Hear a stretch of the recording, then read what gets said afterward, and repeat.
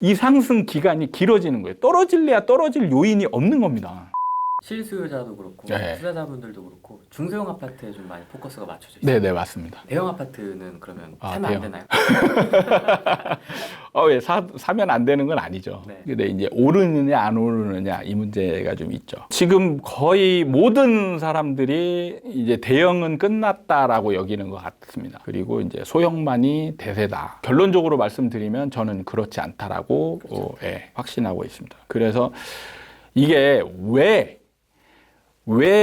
소형이 인기가 좋았는지 정확하게 알아야 될 필요가 있고, 그 다음에 또 그 이전에 2007년도 이전에는 분명히 대형이 인기가 좋았단 말이에요. 그럼 왜 대형이 인기가 좋았는지, 그리고 소형으로 어떻게 인기가 좋게 흘러갔는지를 명확히 알아야 그 다음에 과연 대형이 인기가 좋을지 안 좋을지 이걸 이제 판단하게 되는데, 지금 거의 모든 사람들이 이견 없이 1인 가구, 2인 가구 때문에 소형이 인기가 좋다라고들 얘기를 하고 있습니다. 사실 가만히 생각해보면 이게 그럴듯하지만 또 맞지 않는 부분들이 많은 것 같은 느낌이 좀 들거든요. 실제로 우리가 소형 아파트 아파트 보면은 소형 아파트, 중소형 아파트 치면은 24평, 33평 이거지 않습니까? 이 안에 지금 1인 가구, 2인 가구가 주로 살고 있을까요? 이게 이제 첫 번째 의문이고, 그리고 두 번째는 그 많은 오피스텔과 도시형 생활주택들은 누가 살고 있을까? 그리고 과연 1인 주택이라고 해서 작은 데만 살아야 되는가? 지금 연예인들이나 돈 많은 분들 보면 다 대형 평형에 살거든요. 그죠? 이런 걸 보면 기본적인 사람의 욕구나 이런 거는 배제하고, 사람의 심리 상태는 배제하고 도식화한 그냥 그럴듯한 이유인 거죠. 제가 볼 때는 전혀 1인 가구, 2인 가구 때문에 소형이 인기 좋은 건 절대 아닙니다. 그렇게 가면 만약에 2007년 이전으로 돌아간다면 그럼 대형 평형이 인기 좋은 이유는 뭘까요? 그때 당시 만약에 이걸로 간다면 그때 당시에 그러면은 대형 평형은 대가구들이 거기에 살았어야 되는 거죠. 그죠? 대가구 쪽이. 근데 그건 아니었단 말이죠. 실제로. 그래서 저도 워낙 오래전 일이니까 인기 좋은 이유를 뉴스를 막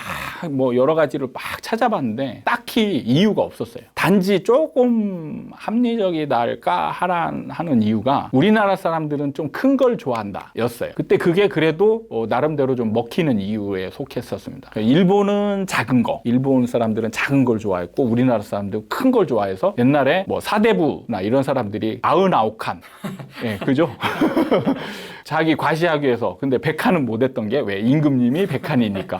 그래서 99칸. 이런 얘기도 나오고 막 그랬었던 걸로 기억을 해요. 그러니까 절대 가족수가 대형 평형이 좋았던 이유는 아니었다라는 거죠. 근데 어느 순간에 넘어오면서 소형이 인기가 좋으니까 1인 가구, 2인 가구가 이제 대세가 되었는데, 이거를 흐름상으로 보면 충분히 이유가 됩니다. 수요 공급과 그 다음에 이제 사람들 심리가 접목이 되는 거거든요. 소형이 좋았던 이유를 정확히 살펴보면 대형 평형이 그 전에 인기가 좋았기 때문에 공급 자체를, 새 아파트를 공급을 소형은 거의 안 하고 대형을 위주로 했죠. 그러니까 왜냐하면 소형이 안 팔리니까요. 그죠? 대형 평형만 새 아파트는 넘쳐나고 소형 평형은 굉장히 희소했어요. 근데 이게 어느 정도 초과 공급, 사람들이 인지할 만큼 돼도 계속 공급이 돼도 팔리는 거예요. 사람 심리는 그렇게 가거든요. 그러다가 어느 순간에 어느 정도 바뀌냐, 하락을 맞이하면 이게 바뀝니다. 왜냐? 자, 대형 평형이 인기가 좋았기 때문에 매매가가 쭉 올라갔죠. 근데 전세가는 계속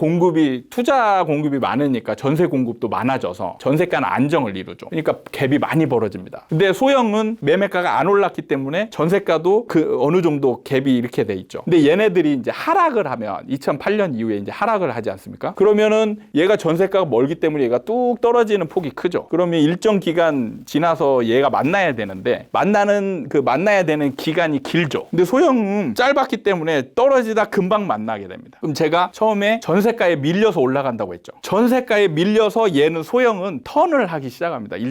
한 3, 4년 지나서 하락하고 턴을 하기 시작하는데, 이때 대형은 계속 떨어지고 있어요. 그러니까 떨어져서 소형은 올라가기 시작하고 대형은 떨어지고 있는데, 이때 이미 공급된 양으로 보면 소형은 새 아파트가 희소하죠. 그러니까 올라가는데 희소 가치도 있단 말이에요. 그러니까 사람들의 이쪽으로 시선이 몰리는 겁니다. 그리고 대형은 계속 떨어지고 떨어지고 있고 넘쳐나니까 주변에 미분양도 많고 그러니까 사람들이 관심 바뀌죠. 그러니까 소형 평형은 이제 올라가기 시작하는데 대형은 떨어지고 그렇게 해서 그 상황이 쭉 이어지는 거예요. 그러면 그때 사람들이 이제 그러면 소형이 왜 올라갈까? 이렇게 하다 보니까 그때 적절한 통계치로 나온 게 1인 가구, 2인 가구가 막 늘어나고 있는 거죠. 이게 적당한 이유가 되는 거예요. 누군가가 그런 이유로 적당히 쓰니까 모든 사람이 그게 이유가 되는 그런 상황에 아무 이견을 달지 않고 지금 그 상태로 가고 있는 겁니다. 근데 지금 상황을 딱 보면 지금 상황을 보면 이미 우리가 보면 피부상으로 통계를 잡지 않아도 충분히 알 수 있어요. 주변에 공급되는 새 아파트들만 봐도 알아요. 40평형대가 있습니까? 거의 없는 것 같아요. 그죠. 대형 평형은 인기가 없기 때문에 건설사는 지금 당장 앞으로 오르고 이건 아무 중요하지 않아요. 지금 당장 잘 팔리는 물건이 제일 중요한 거죠. 그럼 소형이 인기 좋을 때 소형만 지으면 되는 거예요. 거의 59제곱 84. 네, 맞습니다. 그러니까 40평형대 이상은 거의 안 짓는 거예요. 지금 이미 2007년의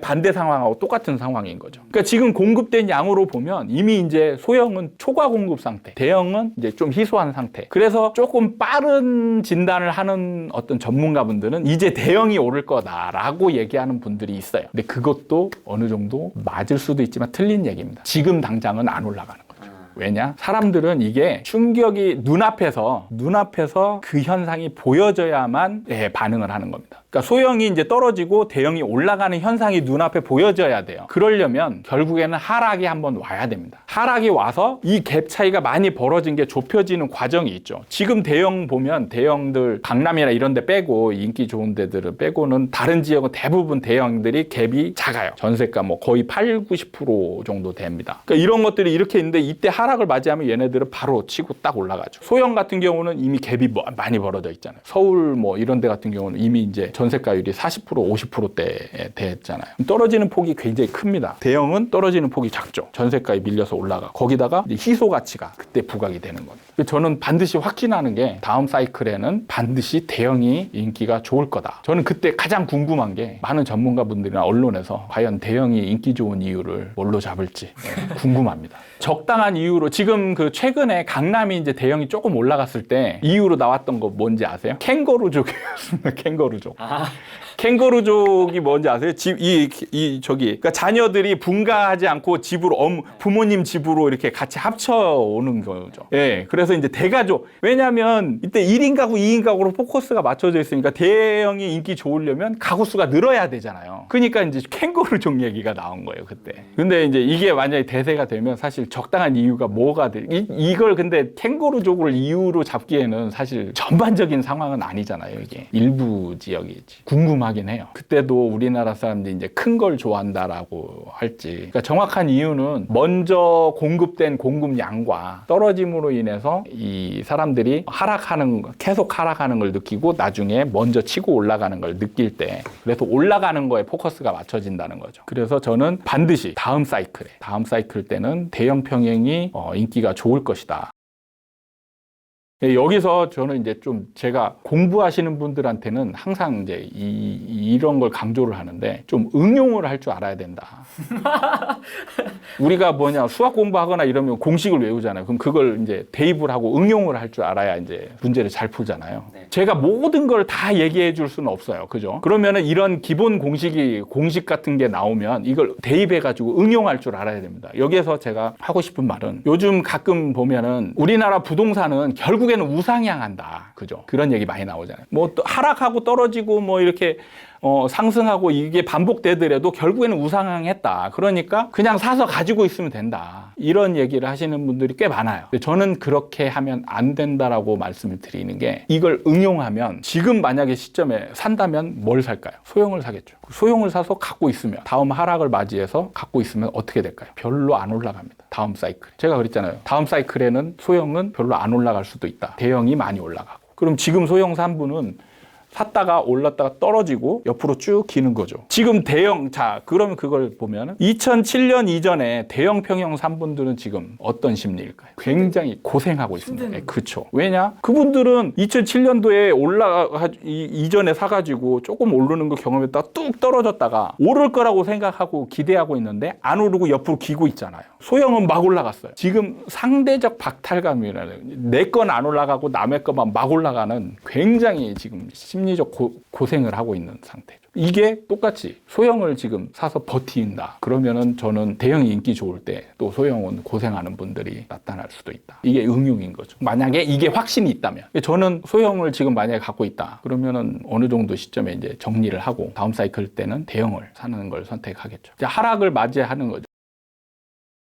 기간으로 정해지는 건 사실 사이클은 기간을 얘기하시는 분들이 있는데 기간을 얘기하면 안 됩니다. 그렇죠. 예, 그냥 현상이 나타나는 거예요. 현상. 지금 뭐 이런 조정기잖아요. 그래서 폭등이 제가 나타난다. 이런 현상 때문에 폭등이 나타난다. 그리고 하락이 나타나는 현상이 있어요. 하락이 나타나야 되는 현상. 하락이 나타나려면 기본적인 미분양이 있어요. 왜냐? 잘 보면 지금 폭등의 이유가 뭐냐면 사람들이 매물을 안 팔아서잖아요. 매물은 이제 앞으로 계속 일반 지금 공급되어 있는 아파트들, 살고 있는 아파트들은 매물이 안 나옵니다. 안 나와요. 그럼 공급이 없잖아요. 그럼 팔려고 하는 매물이 나와야 될 거 아니에요. 그래야 떨어질 거 아닙니까? 그럼 팔려고 하는 매물은 기존에 있던 거에서는 절대 안 나오는 거예요. 그러면 새 아파트에서, 신규 아파트에서 분양 물건에서 나와야 되는 거죠. 그러니까 분양 물건이 나와서 얘가 미분양이 생겨야 돼요. 근데 지금은 아직. 예, 그러니까. 그래서 제가 폭등한다라고 얘기하는 거죠. 이게 미분양이 생기려면 일정 정도 폭등을 하고 높은 가격, 분양가 상한제를 일종의 그때 적용을 하더라도 높은 가격, 사람들이 심리적 부담을 느낄 만한 가격. 지금 강남 같은 경우는 뭐 평당 1억이 넘는다든지 이렇게 이제 이런 것들이 막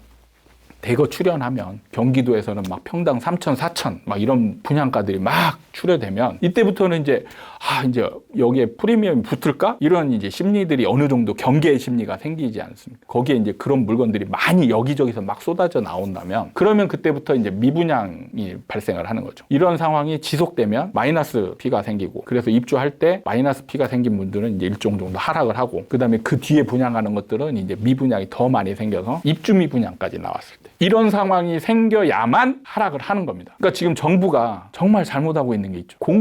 공급을 지금 충분하다고 해서 멈추고 있으니까 이 상승 기간이 길어지는 거예요. 떨어질래야 떨어질 요인이 없는 겁니다. 매수세는 줄여놨지만 매도세가 더 줄어들고 이때 분양을 막 했으면 그러니까 9.13 대책이 나왔을 때 매수만 풀을 게 아니고 이때 분양을 확 풀었으면 저는 반드시 떨어졌다 이렇게 보고 있는데 분양을 막아버렸잖아요. 그러니까 이게 폭등으로 가는 거예요. 그러니까 앞으로도 만약에 정부 정책이 나는 죽어도 그 정책을 고수하겠어 가지고 공급을 안 해버려. 그러면 계속 올라가는 거예요. 홍콩처럼 되는 거죠. 근데 지금까지의 스탠스로 봐서는 네, 그렇게 이제 그게 길어지는 거죠. 그러니까 사이클이 굉장히 길어지는 역할, 부작용으로 인해서. 그러니까 이제 3기 신도시가 좀 중요할 수도 있는 부분이 이제 3기 신도시 공급이 되면 이제 공급 물량들이 좀 어느 정도 늘어나긴 하잖아요. 근데 이때 3기 신도시의 분양가가 굉장히 중요하다. 그리고 가장 강권은 서울 지역의 핵심 지역의 재개발 재건축에서 분양이 어느 정도 활성화되고 여기에서 높은 분양가가 나와야 확실한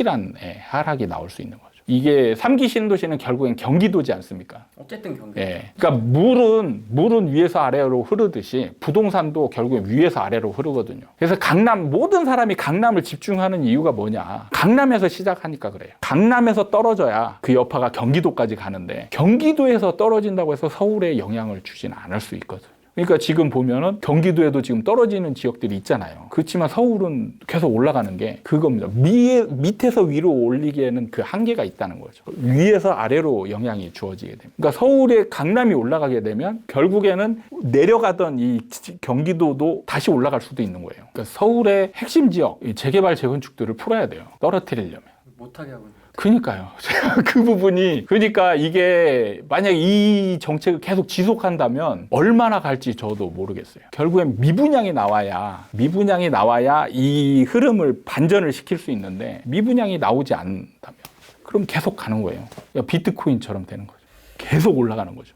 2천만 원, 3천만 원. 그러니까 강남이 평당 1억. 지금 뭐 평당 8천 막 이렇다. 네, 저는 1억 넘어갈 거라고 보고 있습니다. 웬만한 좀 핵심 강남 지역은 1억을 넘길 걸로 보고 있어요. 그리고 사실 경기도도 핵심 지역은 3, 4천 정도 갈 가능성이 많아요. 지금 거의 근접한 데들이 많습니다. 3, 4천, 5천까지도 갈 가능성이 많아요. 그러니까 폭등이 되면 우리가 생각했던 것보다 더 많이 올라가요. 지금까지의 상승을 폭등으로 보는 분들도 많거든요. 그거는 아무것도 아니다. 시작도 아니다. 예, 예. 이렇게 말하면은 난감한 분들, 아니 지금까지 이렇게 많이 올랐는데 여기서 더 오른다고 이렇게 반문하시는 분들 많은데, 참고로 작가님도 그렇고 저도 그렇고 서울에 집이 없습니다. 예, 저도 없습니다. 오해하지 예, 마시고. 예, 예. 네. 경기도에만 좀 있습니다.